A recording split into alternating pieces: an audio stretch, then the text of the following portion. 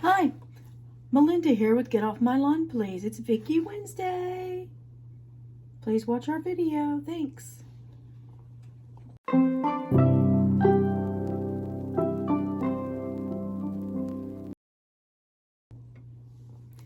Hi, Melinda here with Get Off My Lawn Please.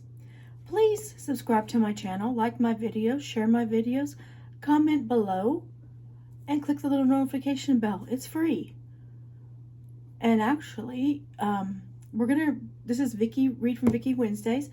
My husband is the author, Mike Sims. He's given me permission to read from this book, so there should not be a copyright issue. Today, we're going to start with the chapter called Observer. While Cindy is enjoying her new love, Vickie has been preoccupied with her business groups. However, one day, she wanders across campus and visits the astronomy professor while he is between classes. Vickie walks in the room as Professor Jack Chan welcomes her. Hello there. Vickie, hi Mr. Chan, I'm Vickie. Jack, hi Vickie. Wait, are you the Vickie who is? Vickie interrupts, afraid so. Well, I'm honored. What can I do for you today? I'm just touring. Vickie walks by a telescope as Jack asks, astronomy interest you? It used to. Well, you should take some courses. No, my interests are purely amateur. Jack laughs. So are most who come through this class. You used to like astronomy, but no more? When I was a kid, I loved it. Dreamed of being an astronomer. Well, you could still enjoy it as a passion. Vickie turns to the professor and smiles. Yeah, sure. I've taken too much of your time. You know what? How about you come by here at 10 p.m. tonight? I have a class that gets out about that time. No problem. Come when you can. I have something I want to show you. What is it? A telescope. Vickie gives a partial smile. Okay, I will be here. Great. See you then. Vickie waves and leaves the room. After her martial arts class, she leaves straight to the astronomy room, anxious to see what her professor has. She leaves straight to the astronomy room and anxious to see what the professor has. She arrives and the professor greets her.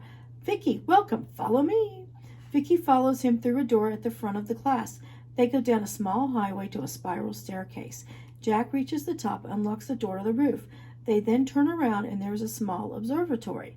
Jack unlocks the two front doors and slides them open, revealing a large telescope. Wow, I never knew this was here. It's been here for years. We built it in the middle of the roof to avoid as much light pollution as possible. It is not a great spot, but then again, it is not a great scope. But you can see much with it. This is a Newtonian then? Newtonian, right? That is right. You do have an interest. Well, I used to read about them all the time. Jack enters the observatory and motions for Vickie to follow. Jack turns a computer on and selects an object. The observatory begins to move forward toward the object and the telescope beams in. Jack peers through the eyepiece, adjusting and fine-tuning. Jack, look through that. Vickie approaches with a grin on her face, looks through the eyepiece. She sees a faint round shape with faint circles around it as she exclaims, Saturn? That's right. Vickie looks again and Jack says, pick an object. Vickie thinks, Betelgeuse. Ah, Orion. He dials in the star as the telescope moves toward it. He adjusts the viewer and Vickie looks. Jack says, it is not a very big scope, so things are not that clear, but isn't this fun? It's wonderful. I wish we had a comet to see. Sorry, afraid no comments. But the great thing about space is that things are so far apart, even though they move very fast, you have plenty of time to watch them. Even meteors? Jack laughs. A little harder to see than a comet since there is no tail, but technically sometimes. It is important to be able to track meteors. You know that is what killed the dinosaurs eventually. Yes, it did, but you can't catch them all. They observed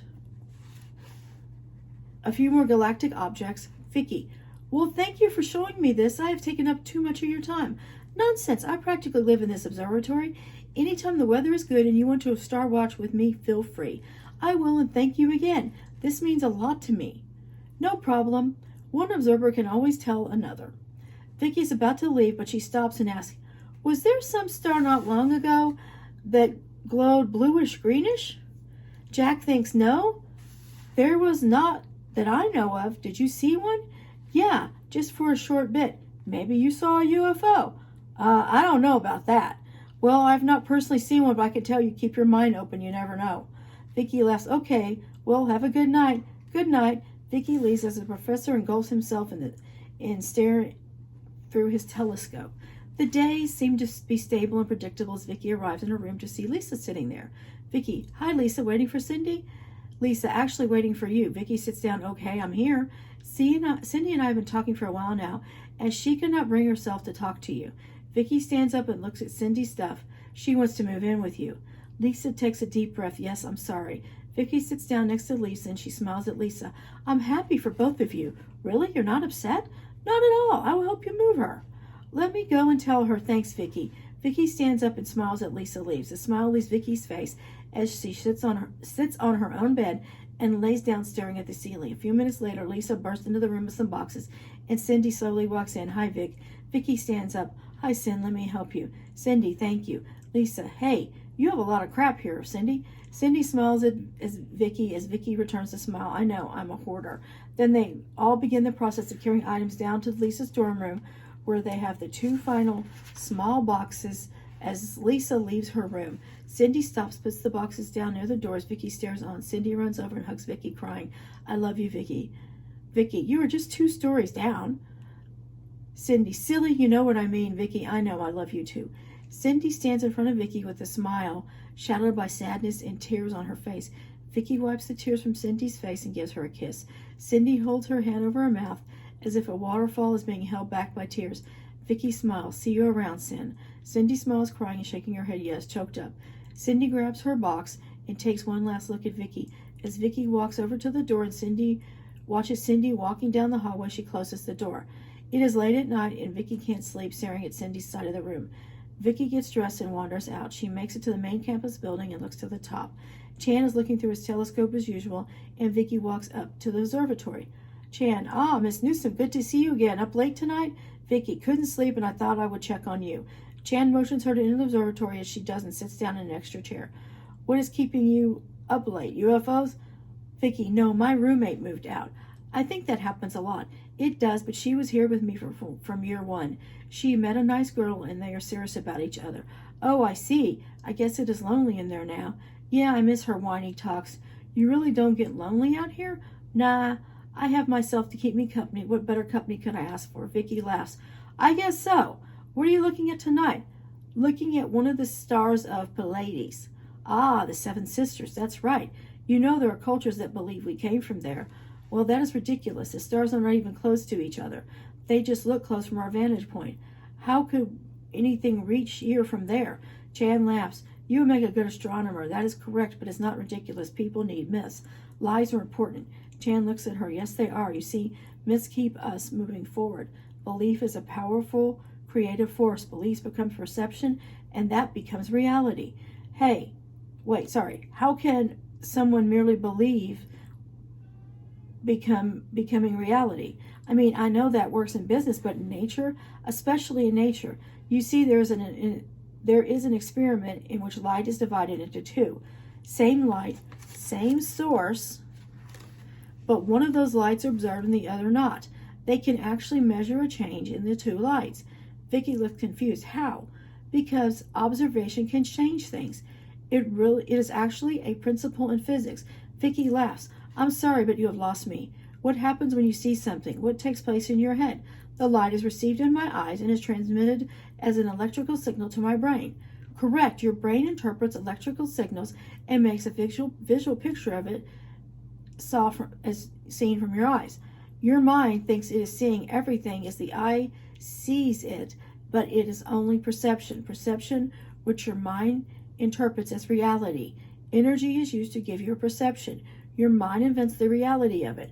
Somehow in physics, the interpretation of visual signals your eyes receive and the way your brain perceives it affects what you're observing. On some subatomic level, your mind is changing what you're focused on. Are you a scientist or a science fiction writer? You can talk to anyone in quantum physics and you'll find out what I'm telling you is true. So, in some way, our brain is able to influence energy of light. Everything, matter, all of it. That is why it is important for you to believe things. That is why myths are important. They not only keep people moving to a goal, it creates a path to that goal. Okay, I get it. No, you don't. You want to see the entire universe has structure, method, and organization. To us, it seems like chaos, but it really is not. Sure, things move, collide, and the Big Bang spread apart. And after the Big Bang spread apart, but it's obvious to me that someone observed everything and it moves based on that observation. Vickie looks with a confused look, then realizes, God, you're talking about God. That's right, God. Some kind of energy, neural network that has consciousness. Whatever you call it, it exists. It thinks and observes. It influences everything. You were saying that the universe is a living thing. Energy somehow became a thinking brain? Hard to imagine you have the same thing in a microform. It could happen in a microform too. Energy is energy. You use energy to think. Maybe he does too. That is just too weird for me. You see, whatever you think is out there is only important if it helps you. Maybe if you observed and that observation changed you to understand something is out there. Chad smiles and leans back. Now you were thinking. I don't pretend to understand mythological concepts, but I will have to take your word for it. Don't take my word for it. Just observe things and derive your own theories.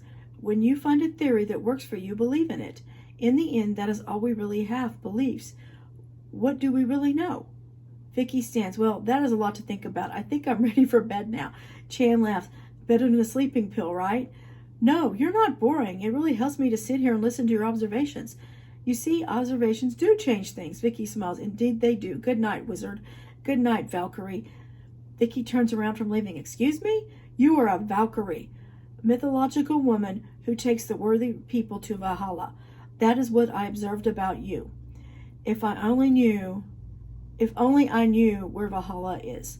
It is anywhere you take them. A good person will take them where they belong. Vickie turns around and leaves confused as once in a while she looks back and Chan is staring at her. She leaves to her dorm room and stares at the ceiling from her bed. She drifts off to sleep as she tries to process a very confusing talk with Professor Chan. Graduation. The day arrives and Vickie has achieved her bachelor's of business management and has put herself on the path to work on her master's, but she wants to proceed to the work world. She stands in line to receive her diploma and notices that Chip Sanders and Dr. Smith are in the audience amid the excited, hopeful parents, all snapping pictures and smiling. Dr. Smith nods his head and Chip gives her a thumb up. Vickie smiles back, feeling good that someone was there to watch her graduation. The students sit down in the front of the ceremony calls for the graduates with honors. Names are called and the dean calls out the summa cum laude and the magna cum laude recipients as everyone applauds and they make short speeches. Then the dean says, in the history of this universe, this has never happened before. We have never given this honor before because it has never seen such a student before. We have been blessed with many great students, but this one's efforts and achievements have not gone unnoticed. Vickie Newsom, please come up. Vickie rises and is astonished as she is called. She walks up to the dean and stands in attention. Dean says, Vickie Newsom, this university bestows you upon the first time honor of maxima cum laude. The dean places the medal and ribbon over her head as the students erupt in a standing ovation. Whistles and yells of Vickie's name burst from the graduates. Vickie is motioned to make a speech as the dean sits down. Vickie, wow, I did not expect this. I really don't know what to say, but thank you. I guess the thing that I can say is never stop no matter what is against you. No matter how hot the fire in life gets, they just temper you, as one great man said to me. A great man that is sitting out there tonight. Another one sitting out there showed me that there is no shame in sharing oneself. If you truly are strong, you can allow yourself to be vulnerable. I am strong enough. I can shoulder the troubles I have and the troubles of others. I only leave those in my life's wake that cause these troubles. Those who are deserving are welcome in the journey. I am thankful and grateful for my life. May we all find peace and happiness in whatever we go and do. This is for you, Mom. I love you. Thank you. Everyone stands and applauds as Vickie steps off the stage back to her seat. The dean gets up and says, our commencement speaker today is Senator Ken Wright, who was alumni back here back in the day. Matter of fact, he and I were the same fraternity and shared a room. It is my honor to present my friend and the Honorable Senator Wright. Senator Wright stands up and shakes the dean's hand. Ken, thank you, Tom, for the warm welcome. Being here and seeing my old friend sure brings back a lot of memories. Congratulations to all the graduates and honor winners. Vickie, I was moved by your speech. Well done. Vickie listens intently as the senator talks about careers and times and how politics have shaped him. He gives lofty assessments and quotes from other great politicians. Vickie is enamored with his speech, despite the fact she knows it was probably written by a professional speechwriter. However, she likes it all the same. After the speech and ceremony have ended, everyone is hugging and congratulating each other. Cindy and Lisa walk up to Vickie. Cindy, oh my God, I was stunned by the honor you got. Vickie, no one more stunned than me. Lisa, congratulations, Vickie. Vickie, thank you, Lisa. So where are you guys from here? Cindy, my parents' company. Lisa's going to work with me. Vickie, what does your dad say? Cindy, he is fine with it. We're going to live with them for a bit till we get our own place. Cindy and Lisa hold each other smiling. Vickie, I wish the best for both of you. Cindy, what about you? You know, I could still talk to my parents about giving you a position there, at least temporarily. Vickie, I appreciate it, but I have a choice of internships available to me, and I plan to get my master's. Cindy walks over and gives Vickie a hug, crying. She gives Vickie a kiss on the cheek and cups her cheek with her hand. Cindy, I love you, Vickie, and you take care of yourself. Cindy and Lisa wave goodbye as they go back to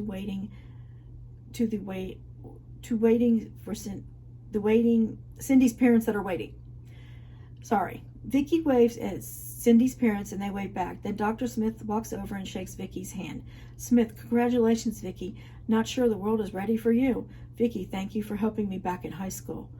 I am not so sure I did anything that you already were not working out. I was on the edge and you pushed me back to stable ground. Yeah, but in just a few days, you seemed to be together. Intellectually, yes, and I knew that what I needed to do, but was still depressed. It eventually passed. It usually does. Well, I need to get back. I just wanted to see your graduation. I am glad you came. Not sure how you heard about it. Word got around. More people know about you than you think. Sorry. Smith smiles and walks on his way. Chip makes his way over and gives Vickie a hug. Chip, I have never heard of the honor they gave you. Wow. Vickie, me neither. I don't know what to say. You earned it. You paid your dues, and now you're ready to take on the world.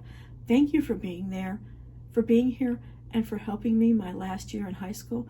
You're welcome. Say, where are you going from here anyway? I will be doing a business internship at a local company while I finish my master's. I want to complete my teaching credential too. Maybe sometime I will teach some high schoolers, but I have some things to finish up here with my martial arts classes, so forth. That martial arts stuff is pretty important to you, isn't it? It is more than martial arts. It is strategy and understanding motion and flowing with that motion. It is hard to explain, but it works in everything. Well, I am astonished how much you have grown in the past 5 years. You are now an incredible lady. I am proud of you, like you were my own daughter. That is sweet of you. I never told you that I had a daughter. I knew you were divorced, but no, I did not know you had children. We had a daughter, but she died at age 4 from leukemia. We never got over it and divorced. It took a lot of years for me to put myself back together. Then I woke up to some things and got my life back.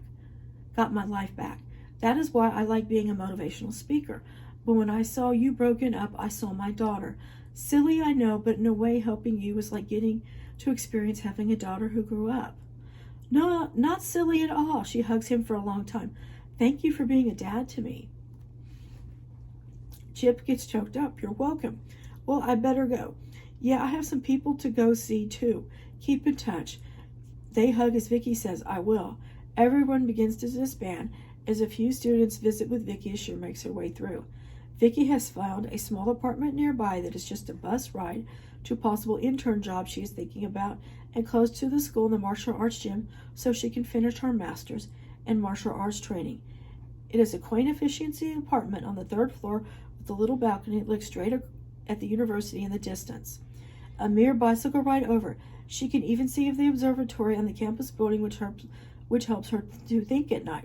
Spending her summer in solitude, focusing on her projects, she spends no time dating.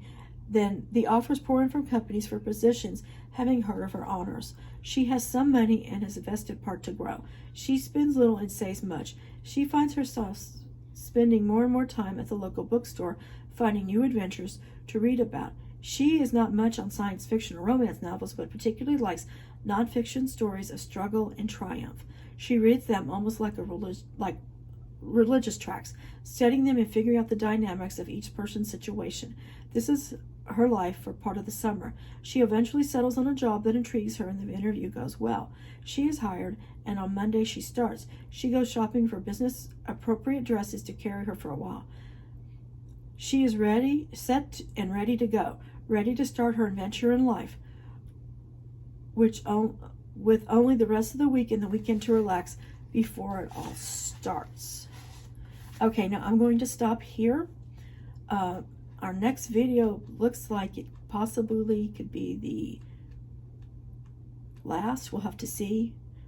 Possibly 2 more videos, but that probably will be it. I hope you like these books. Please spread love and kindness wherever you go. And I'll put the web address where you can see more about them, and they are available on Amazon, but this is Vickie. Thanks a lot. Appreciate you all. Have a great day. Bye-bye.